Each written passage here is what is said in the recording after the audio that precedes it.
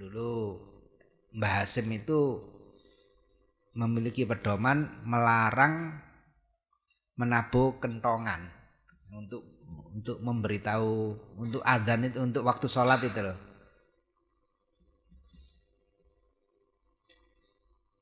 Nah, Kiai Fakih Mas Kumambang gak cocok. Padahal waktu itu Kiai Hasyim Asy'ari itu adalah Rois Akbar Jam'iyah Nahdlatul Ulama. Kemudian Kiai Fakih Mas Kumambang ini wakilnya. Gak cocok. Terus bikin juga karya yang membantah karyanya Kiai Hasyim Asy'ari. Tapi yang menarik, suatu ketika Kiai Haji Hasyim Asy'ari itu berkunjung ke dalamnya Kiai Fakih Mas Kumambang. Ya. Kemudian untuk menghormati kedatangan Kiai Hasyim Asy'ari, Kiai Fakih Mas Kumambang itu meminta kepada masyarakat sekitar Gresik untuk tidak membunyikan kentongan di waktu sholat. Karena apa? Menghormati Kiai Haji Hasyim Asy'ari.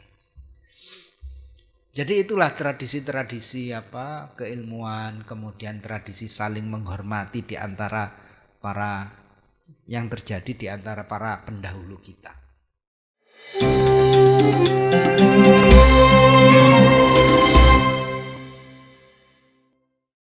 Bismillahirrahmanirrahim. Assalamualaikum warahmatullahi wabarakatuh. Ila hadratin Nabi Mustafa Muhammadin sallallahu alaihi wasallam wa alihi wa azwajihi wa auladihi wa dzurriyyatihi wa ashabihi min muhajirin sarat tabi'in ila ihsan yaumiddin, ashabihi min al-anbiya wal mursalin wal malaikatil muqarrabin wa mu'allifil kitab Asy-Syaikh Abi Hamid Muhammad bin Muhammad Al-Ghazali wa Syekh Muhammad Nawawi Al-Bandani Al-Jawi rahimahumallah. ونفعنا بما وبعلومهما وبأسرارهما في الدارين آمين. الفاتحة. أعوذ بالله من الشيطان الرجيم. بسم الله الرحمن الرحيم.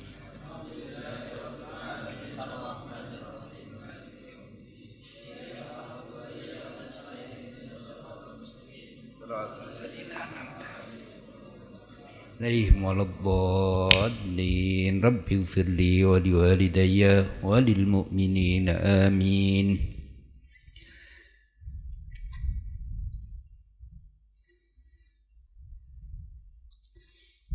Bismillahirrahmanirrahim. Qala Syekhul Imam Al-Alim Al-Allamah Hujjatul Islam wa Barakatul Anam. Qala berkata siapa Asy-Syekh Al-Imamu yang menjadi imam, Al-Alim yang alim, Al-Allamah yang sangat alim, Hujjatul Islam yang menjadi hujjahnya Islam, wa Barakatul Anam dan berkahnya manusia.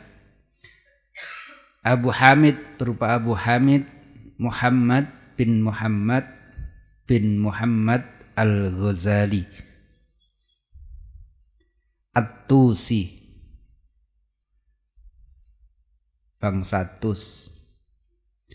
Qaddasawwahu ruhahu, qaddasa semoga mensucikan siapa Allah ruhahu terhadap rohnya Abu Hamid, wa nawwara dan menyinari siapa Allah dharihahu terhadap kuburnya Abu Hamid. Allahumma amin. Baik. Pada hari ini kita akan ngaji kitab yang sangat bagus, sangat penting, yaitu kitab Bidayatul Hidayah, karya seorang ulama besar yang bernama Hujjatul Islam Abu Hamid siapa?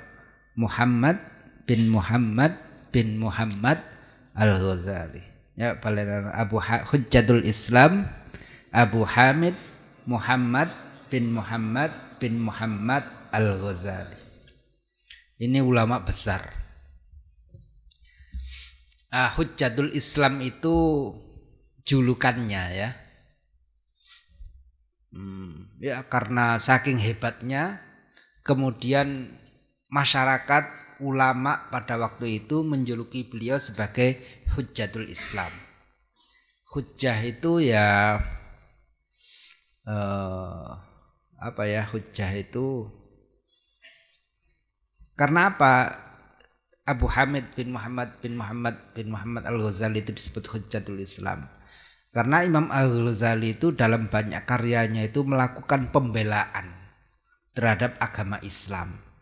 Pembelaan dalam apa? Dalam atau pembelaan dari apa? Dari serangan para musuh-musuh Islam yang mencoba memperburuk citra agama Islam, yang mencoba untuk menggambarkan agama Islam secara negatif. Apa contohnya? Contohnya adalah misalnya dalam banyak bidang, ya. Imam Ghazali memiliki karya misalnya di dalam bidang tasawuf, ya ini yang tasawuf nanti dulu. Misalnya dalam filsafat. Nah, Imam Ghazali itu ahli filsafat juga. Dahulu di masa itu, di masa kemajuan, di masa di mana agama Islam itu mengalami kemajuan dalam berbagai bidang keilmuan, kajian filsafat itu juga sangat maju.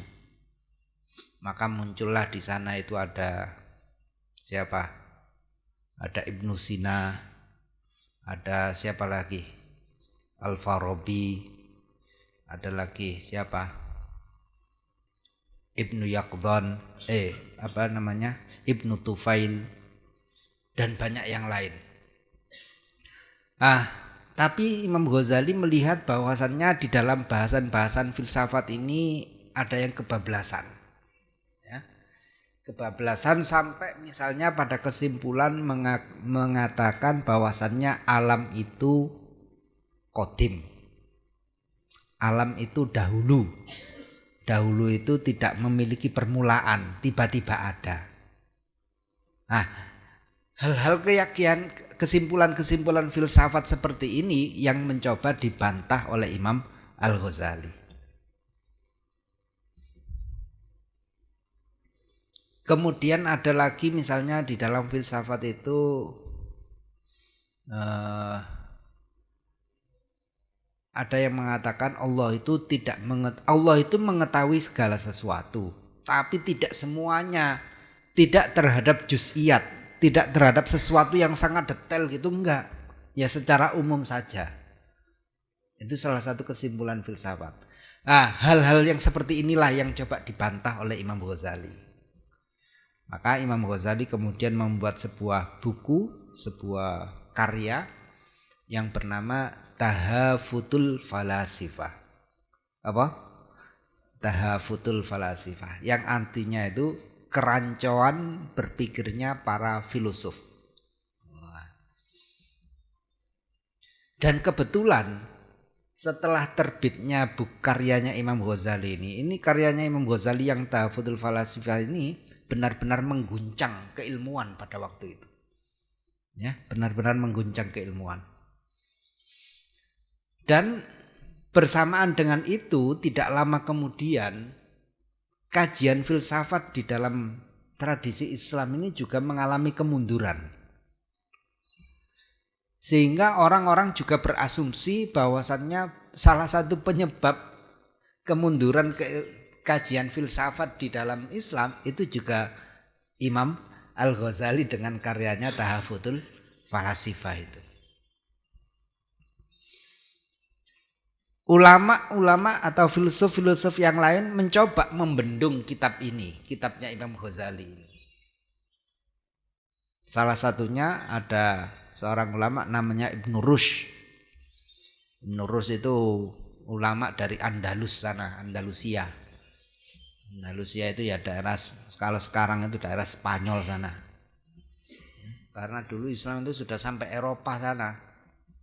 Ya, makanya di Spanyol sana itu banyak sekali peninggalan-peninggalan Islam dari segi bangunannya, ya, arsitekturnya, Kemudian keluarga-keluarga muslim di sana itu juga masih banyak, tetapi karena hidup di lingkungan yang sekuler ya, kemudian nuansa keislamannya itu beda kayak di Indonesia ini. Ya, nek Ramadan ono takbiran keliling, ono darusan dan lain sebagainya. Darusan gawe mik banter-banteran. Itu nggak pernah saya temukan di negara lain itu. Ya. Dan juga andai kan di Indonesia ini nggak ada orang NU, ya, mungkin masjid-masjid itu juga sepi. Mari adzan, mari ngono meneng wis. Ono sing pujian-pujian, solawatan-solawatan, ya. Mari ngono malam Jumat atau hari apa itu ono tibaan, ono burdan, ono anu. Sebelum maghrib disetel tarhim. Nek gak iso tarhim ya nyetel kaset. Wes. Imam Ghazali tadi ya, mencoba dibantah oleh seorang filosof yang lain yang bernama Ibn Rushd.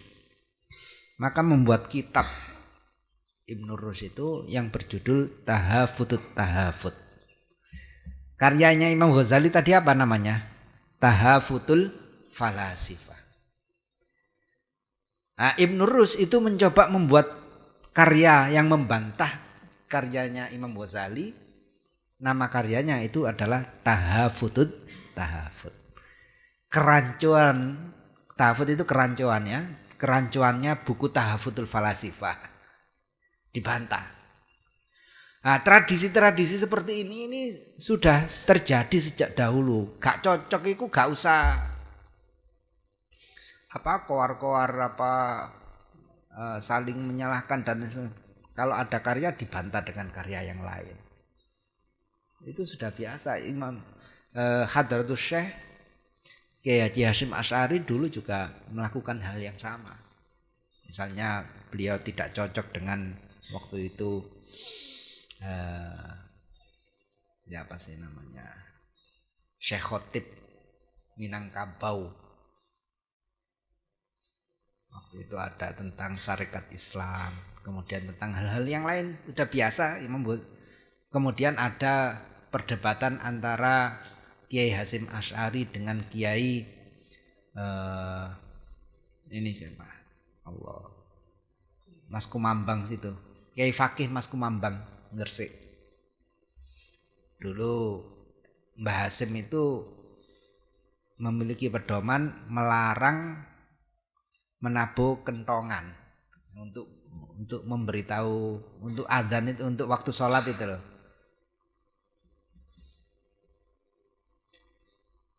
Nah, Kiai Fakih Mas Kumambang gak cocok. Padahal waktu itu Kiai Hasyim Asy'ari itu adalah Rois Akbar Jam'iyah Nahdlatul Ulama. Kemudian Kiai Fakih Mas Kumambang ini wakilnya. Gak cocok. Terus bikin juga karya yang membantah karyanya Kiai Hasyim Asy'ari. Tapi yang menarik, suatu ketika Kiai Haji Hasyim Asy'ari itu berkunjung ke dalamnya Kiai Fakih Mas Kumambang. Ya. Kemudian untuk menghormati kedatangan Kiai Hasyim Asy'ari, Kiai Fakih Mas Kumambang itu meminta kepada masyarakat sekitar Gresik untuk tidak membunyikan kentongan di waktu sholat. Karena apa? Menghormati Kiai Haji Hasyim Asy'ari. Jadi itulah tradisi-tradisi keilmuan, kemudian tradisi saling menghormati di antara para yang terjadi di antara para pendahulu kita. Abu Hamid Muhammad bin Muhammad Al-Ghazali itu dalam bidang filsafat. Kemudian dalam bidang fikih, Imam Ghazali itu ahli fikih juga. Fikih Syafi'i. Mazhabnya Imam Ghazali itu Syafi'i fikihnya. Apa karya-karyanya? Banyak sekali mulai kitab Al-Basit. Ya, Al-Basit itu kitab fikih Imam Ghazali yang lebar ya, maksudnya yang panjang pembahasannya. Kemudian Imam Al-Ghazali merasa bahwasannya kitabnya itu terlalu panjang, diringkas menjadi al-wasit. Al-wasit sedang. Kemudian masih merasa terlalu panjang, diringkas lagi menjadi al-wajiz.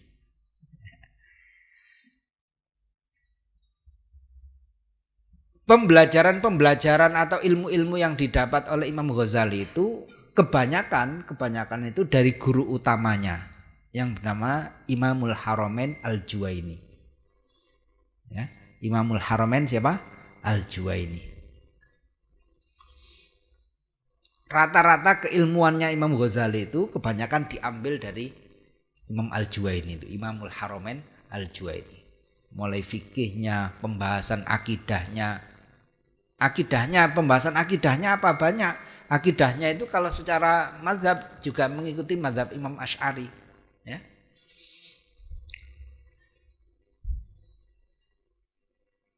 Salah satu kitabnya Imam Ghazali dalam bidang akidah, dalam bidang ilmu kalam yang memiliki popularitas yang sangat tinggi atau dipakai di mana-mana, itu ada nama kitabnya, beliau itu bernama Al-Iqtisadu fil I'tiqad.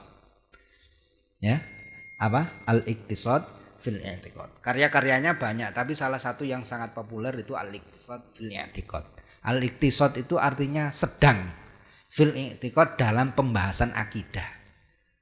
Nah, itu syarahnya juga banyak, ringkasannya juga banyak. Pembahasannya ya enaklah, sedang. Karena pembahasan akidah itu kalau terlalu panjang itu juga rumit, ya. Tidak semua orang itu memiliki waktu untuk membahas ilmu akidah dalam waktu yang lama. Ya, al-iqtisad fil i'tiqad ini sedang. Tapi orang ngaji akidah nggak boleh langsung al-iqtisad fil i'tiqad, harus dimulai dari yang awal, dari yang lebih mudah dulu, Aqidatul Awam dulu lah paling enggak, ya. Aqidatul Awam sudah pernah belajar ya kalian, ya. Aqidatul Awam apal sampean? Nazome Islali. Itu dalam bidang akidah.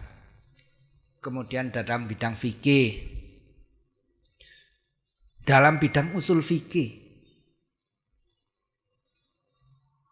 Bahkan ada ulama yang mengatakan karya usul fikihnya Imam Ghazali ini adalah karya yang terbaik. Nama kitabnya itu Al-Mustasfa. Mustasfa itu yang terpilih. Dan akhirnya adalah kitab-kitab yang berhubungan atau yang membahas tentang tasawuf. Seperti apa ya kitab ini? Kitab Bidayatul Hidayah. Karena Imam Ghazali itu sudah mencapai puncak keilmuannya dan bahkan posisi-posisi puncak di dalam dunia akademiknya. Dulu di Baghdad itu ada sebuah madrasah atau ada sebuah kampus namanya Madrasah An-Nizamiyah. Istilahnya orang itu kalau belum diakui keilmuannya, kalau belum bisa menaklukkan An-Nizamiyah, belum bisa menaklukkan Baghdad. Maka Imam Ghazali ya kemudian tertarik untuk datang ke sana karena penguasa pada waktu itu juga sudah mendengar kebesaran Imam Ghazali. Imam Ghazali dipanggil untuk mengajar di sana. Kemudian tidak lama kemudian karena keahliannya Imam Ghazali, kepiawaiannya Imam Ghazali kemudian diangkat menjadi pimpinan. Wes, berarti kalau sudah pimpinan di Madrasah Nizamiyah maka sudah menaklukkan dunia sudah. Tapi Imam Ghazali tidak bertahan lama di sana. Kenapa? Karena beliau memiliki kegelisahan. Apa kegelisahannya? Kayaknya bukan ini yang saya cari. Ya, bukan jabatan-jabatan seperti ini yang saya cari. Akhirnya beliau memutuskan untuk mengundurkan diri dari jabatannya, bahkan mengundurkan diri dari pengajar di Madrasah An-Nizamiyah, kemudian melakukan uzlah, ya. Uzlah itu menyendiri di sebuah masjid, di sebuah menara, ya. Di kamar di sebuah menara di situ beberapa tahun. beliau merenungkan semua keilmuan yang telah beliau dapatkan, akhirnya beliau menyimpulkan bahwasannya keilmuan yang tertinggi itu adalah keilmuan dalam bidang tasawuf. Maka dalam fatrah itulah, dalam masa-masa itulah lahirlah karya-karya beliau dalam bidang tasawuf. Seperti Bidayatul Hidayah, Kimia Us-Sa'adah, kemudian tentu saja yang paling populer adalah kitab Ihya Ulumuddin. Itu semuanya kitab-kitab tasawuf itu dikarang oleh Imam Ghazali di masa-masa akhir usianya. Kalau di masa-masa awal itu ya kitab-kitab yang tadi itu yang saya sebutkan dari awal itu. Di masa-masa akhir sudah tidak mengarang kitab-kitab seperti itu lagi, yang khusus tasawuf seperti ini. Nah, kitab Bidayatul Hidayah ini kitab tasawuf yang dikarang oleh Imam Ghazali sebagai orang yang ingin belajar tasawuf, sebagai pemula yang ingin belajar tasawuf. Tapi jarene para kiai, kitab Bidayatul Hidayah iki kitab yang luar biasa. Jarene ada seorang kiai yang mengatakan wong iku nek iso ngamalno kitab Bidayatul Hidayah dadi wali wis. Wong nek iso ngamalno kitab Bidayatul Hidayah dadi wali. Karena apa? Kitab Bidayatul Hidayah ini itu mencoba mengatur, ya, saya gambarkan dulu isinya kitab Bidayatul Hidayah itu apa. Isinya itu apa? Mencoba mengatur kehidupan manusia dari awal bangun tidur, ya, sampai nanti itu tidur lagi. Awal atau dari mau tidur, bahkan mau tidur itu ngapain? Apa yang harus dilakukan? Kemudian ketika tidur, kemudian ketika bangun tidur, terus kapan tidurnya, itu dijelaskan di sini. Nah, pembahasannya itu ya nanti ada bab kitabus sholat, kitabus siam dan lain sebagainya. Hanya saja pembahasan bab sholatnya dalam kitab Bidayatul Hidayah dengan dalam bab fikih itu berbeda. Kalau bab fikih asli misalnya fikih Fathul Qorib misalnya, ya, itu detail syarat-syarat rukunnya, kemudian penjelasan perinciannya dan lain sebagainya. Kalau di dalam bidang tasawuf, kalau dalam kitab Bidayatul Hidayah tidak seperti itu pembahasannya. Misalnya seseorang kalau mau rukuknya benar itu seperti ini. Itu digambarkan oleh Imam Ghazali, rukuknya itu harusnya seperti ini. Kemudian yang dibaca itu seperti ini, filosofinya itu seperti ini. Kemudian tentang khusyuk di dalam sholat misalnya. Kalau di dalam fikih nggak ada pembahasan khusyuk dalam sholat itu. Sampean khusyuk gak khusyuk sembayangnya tetap sah. Kalau di dalam bidang tasawuf, Imam Ghazali akan berkata seperti ini. Diterima tidaknya sholatmu itu tergantung kadar kekhusyuanmu di dalam sholat. Kalau khusyukmu 10% yang diterima 10%. Kalau khusyukmu 20% yang diterima 20%. Dan pembahasan seperti ini nggak ada di dalam fikih. Kalau fikih itu murni hukum, rukun syarat itu saja, sah dan tidaknya sholat. Kalau dalam tasawuf ada bumbunya. Istilahnya fikihnya itu, tasawuf itu fikih kemudian dikasih ruh supaya lebih bernyawa. Supaya lebih hidup. Supaya sholat itu tidak hanya menjadi rutinitas, tetapi memiliki ruh, memiliki kekuatan. Nah, itu pembahasannya tasawuf. Makanya para ulama mengatakan nggak boleh seseorang yang belajar agama itu hanya fokus kepada fikih saja kemudian meninggalkan kajian tasawufnya. Tidak boleh. Kenapa? Karena dia itu akan kering.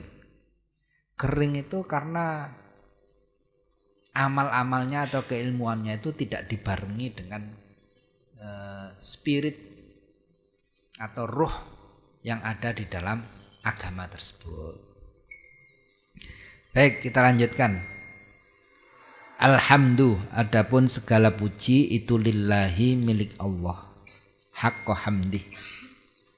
dengan sebenar-benarnya pujian Allah. Wassalatu adapun salawat, wassalamu dan salam itu ala khairi khalqihi, semoga tetap atas baik-baik makhluknya Allah, Muhammadin berupa Nabi Muhammad, rasulihi yang menjadi rasulnya Allah, wa abdihi dan hambanya Allah, wa ala alihi dan atas keluarganya Muhammad, wa sahbihi dan sahabat-sahabatnya Muhammad, mim ba'dihi setelah Muhammad. Amma ba'du, fa'lam maka ketahuilah ayyuhal harisu, wahai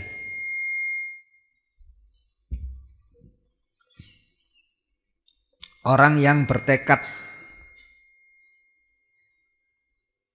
al-muqbilu yang menghadap, al-iktibasil ilmi atas menuntut ilmu atau mencari ilmu, al-mudhiru yang menampakkan, min nafsihi dari dirinya,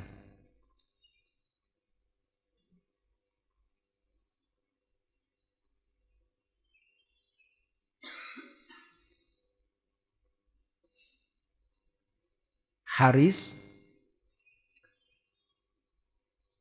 sidqar raghbati terhadap sungguhnya niat atau keinginan, wa fartat ta'attushi dan sangat haus, ilaihi ke ilmu. Fa'lam annaka terhadap sesungguhnya engkau itu, in kunta apabila ada siapa engkau itu, taksidu menyengaja, bitolabil ilmi dengan menuntut ilmu, al munafasata terhadap persaingan, wal mubahata dan sombong-sombongan, wat taqadduma dan mendahului alal akroni atas atas teman-teman sebaya, wastimalata wujuhin nasi dan menarik perhatiannya manusia, ilaika ke engkau, wa jam'a hitamid dunya dan mengumpulkan reruntuhan dunia, fa anta maka adapun engkau itu sa'in yang berusaha, fi hadmi dinika dalam menghancurkan agamamu, wa ihlaki nafsika dan menghancurkan dirimu, wa bai'i akhiratika dan menjual akhiratmu bidunyaka dengan duniamu, fasafqatuka maka akadmu itu khasiratun rugi, wa tijaratuka dan adapun daganganmu itu ba'iratun rusak, wa muallimuka dan pengajarmu itu mu'inun yang menolong, laka bagimu, ala isyanika atas maksiatmu, wa syarikun dan teman laka bagimu, fi khusranika dalam kerugianmu. Wa huwa adapun muallim itu kabai saifin seperti penjual pedang. Itu kabai saifin seperti penjual pedang, min qati tariqin dari atau ke pembegal jalan,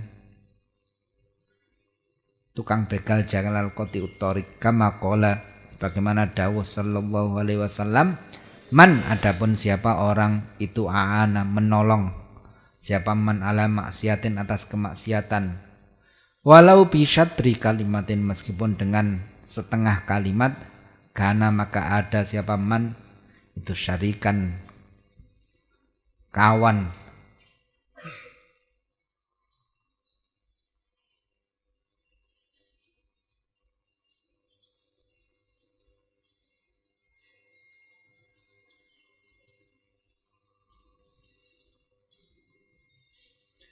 lahu bagi al-asi al-asi fiha dalam maksiat. Al-asi yang bermaksiat ya bikinkan sendiri aja. Wa in kanat, dan bila ada apa niyatuka niatmu, wa qasduka dan tujuanmu, bainaka antaramu wa bainallahi dan antara Allah Ta'ala, min talabil ilmi dari menuntut ilmu, itu al-hidayata petunjuk, duna mujarradir riwayati tidak sekedar riwayat, fabshir maka gembiralah, fabshir maka gembiralah, fa innal malaikata karena sesungguhnya para malaikat itu tabsutu membentangkan siapa malaikat, itu tabsutu membentangkan siapa malaikat laka bagimu ajnihataha terhadap sayap-sayapnya malaikat. Idza masyaita bila berjalan siapa kamu. Wahitanul bahri adapun ikan-ikan di lautan. Wahitanul bahri adapun ikan-ikan di lautan itu tastaghfiru. Istighfar apa hitanul bahri, memintakan ampun siapa hitanul bahri laka bagimu. Idza sa'aita bila berjalan atau berlari siapa kamu. Imam Ghazali mengatakan, wahai orang-orang yang memiliki tekad yang kuat untuk mencari ilmu, apabila tujuan kamu dalam mencari ilmu adalah persaingan, sombong-sombongan, unggul atas yang lain, menarik simpati orang, mengumpulkan reruntuhan dunia, maka dengan hal itu engkau telah berusaha untuk menghancurkan agamamu dan menghancurkan dirimu, juga menjual akhiratmu dengan duniamu. Maka seperti ini adalah safqah khasirah atau akad yang merugi. Karena apa? Karena kamu telah menjual semua itu untuk kepentingan duniamu. Bahkan orang yang mengajarmu itu adalah orang yang menolongmu untuk melakukan kemaksiatan. Kenapa seperti itu? Karena orang yang seperti itu seperti orang yang menjual pedang. Menjual pedang tapi dijualnya kepada tukang begal. Akhirnya apa? Dipakai untuk hal-hal yang negatif. Tapi sebaliknya apabila niatmu itu ingin mendapatkan hidayah, petunjuk dari Allah, atau ingin menghilangkan kebodohan, kebodohan yang ada pada dirimu, kebodohan yang ada pada orang-orang yang ada di sekitarmu,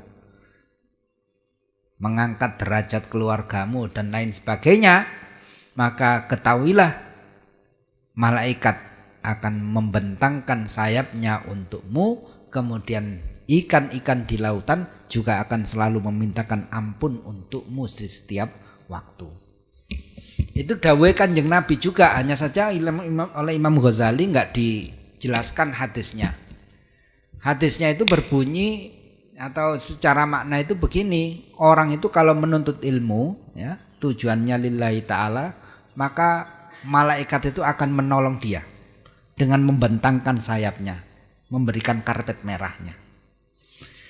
Kemudian ikan-ikan di lautan itu juga memintakan ampun untuk orang tersebut.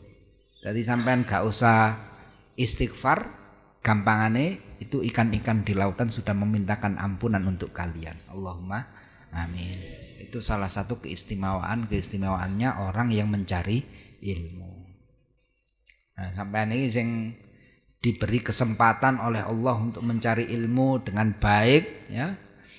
Kemudian diberi waktu, diberi tempat yang leluasa, yang enak dan lain sebagainya, gunakan sebaik-baiknya. Cek iso dadi Imam Ghazali selanjutnya. Allahumma amin. Sebagai muqaddimah itu saja dulu. Subhanakallahumma wa bihamdika. Assalamualaikum warahmatullahi wabarakatuh.